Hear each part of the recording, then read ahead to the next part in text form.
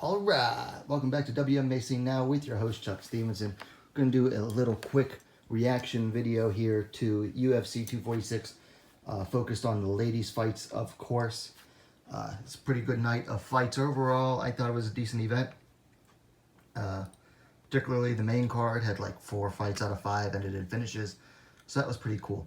Anyway, first fight up was Sabina Mazo defeating JJ Aldrich via a split decision in the flyweight division. Aldrich definitely had a speed advantage over Mazo, particularly in the beginning. She was way faster than Mazo, and it helped a lot, and Mazo definitely ate some left hands from Aldrich there. But I'll tell you what, the clinch was the big equalizer for Mazo.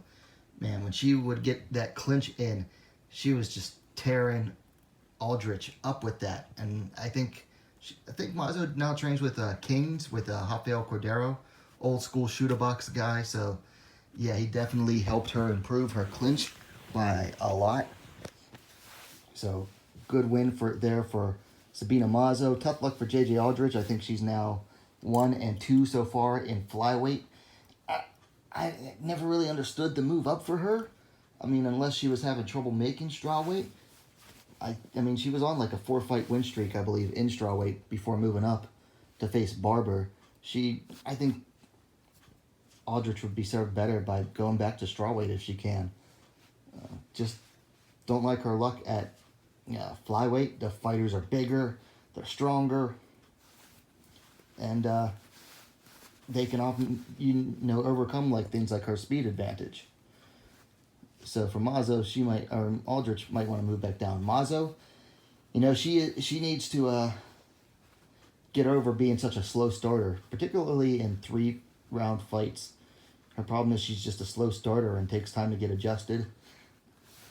That's going to hurt her against fast fighters like Aldrich.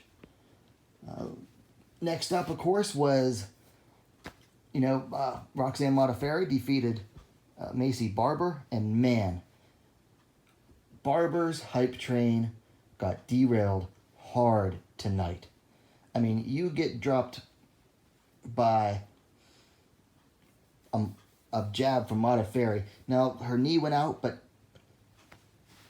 yeah, her knee went out from that, and that's why she went down, but she reacted badly to it. I mean, so yeah, she got hit hard, had a bad reaction to it, and that's what, she stepped funny, and that's why her knee popped out. Same thing happened to Claudia Gadelha against Carla Esparza.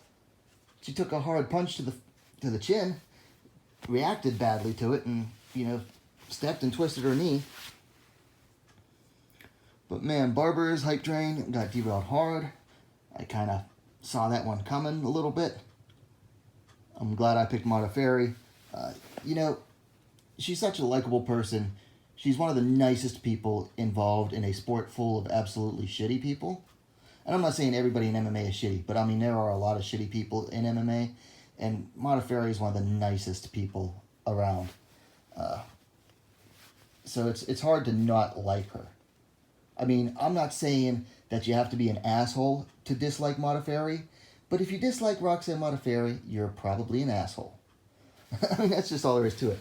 Man, Modaferri's striking was doing good with her striking tonight, too. Of course, she wisely went to the ground. I thought she could have kept it on the feet and won in the third had she kept it on the feet. A couple times there, I was a little worried that, Barber would just basically use goon strength her way out of certain things, but Modaferri did really good. Looked really great in this fight, and she is now become like the official, killer, derailer of hype trains in the flyweight division. And Barber, she's got to go figure out what's wrong with her knee, nurse that back up, and she could definitely make a comeback, of course. I mean, she's only 21, and honestly, Modaferri was a huge step up for her in competition-wise. And, it was amazing to me how many people were sleeping on Modaferri in this fight. And just, ignoring the fact that she has a huge resume and is the way more skilled fighter than Barber. Barber largely gets by on being big, athletic, and strong. Her skill progression isn't there yet. And also, she is not defensively sound. Her chin is very available for punches, so to land punches on. So Barber's got to go back to the drawing board. And honestly, I don't think she should be at Rufus Sport. I think that is one of the worst gyms for a young, gifted fighter to be at, as far as skill progression goes. It's just not a good gym for her. So big ups for Roxanne Modaferri. Got to meet her last year at Invicta, the Phoenix 1 tournament. So really glad for her, a longtime veteran of the sport. Big win on a big platform. Really great to see from her.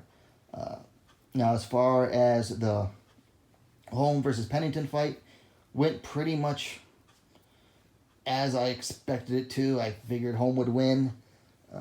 Pretty sure I picked Holm to win.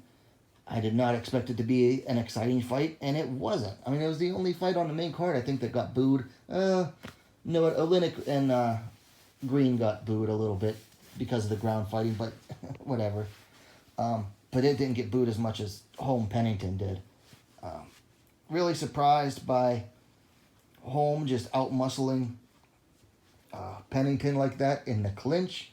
Holm is just super strong in that division. I mean, she's very, very strong for a bantamweight. And just really, that was the clinch. It was the clinch work that, secured the win for Holm. And then Pennington's corner just had no advice for her, really, particularly in between the second and the third. That's another camp. It's like not doing any good things for her, or Tisha Torres. Just not a big fan of that camp that they're out at. So anyway, it was a good win for Holm. I mean, I don't think Pennington won a single round on any of the judges' cards. So it was, nice win there. Another win, comeback win for Holm. Holm has only lost, I saw someone posted this on Twitter, Holm only has losses to current or former UFC champions. So, yeah, she doesn't win all that often lately, but she doesn't lose to scrubs either. Like, she's not losing to just anybody. She's losing to championship caliber opponents. Anyway, that's really it. Just a quick little reaction here. I'll do full fight reviews in the morning. Let me know your thoughts in the comments down below, of course. Likes are always appreciated. And hey, if you haven't yet, what are you waiting for? Subscribe to WMMA now, the best, fastest growing women's mixed martial arts dedicated platform on YouTube. Don't forget to hit that bell for notifications. It'd be a lot cooler if you did. And we'll see you next time.